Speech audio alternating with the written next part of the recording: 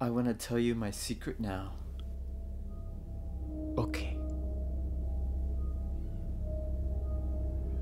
I see bad renovation products. In your dreams? While you're awake? Bad products, like in convenience stores? At the hardware store, mixed in with the regular products. They only see what they want to see. They don't know they're bad products. They can't tell the difference. How often do you see them?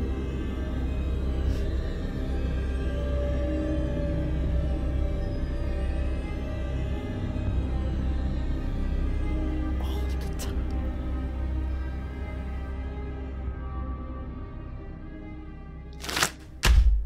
Be sure to drop a like and drop a comment below if you think that my videos are interesting.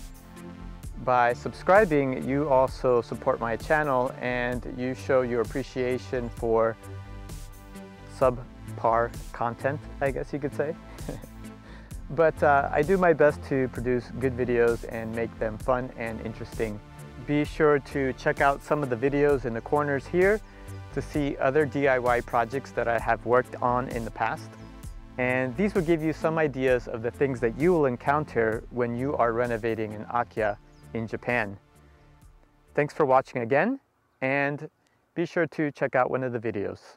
We'll see you next time.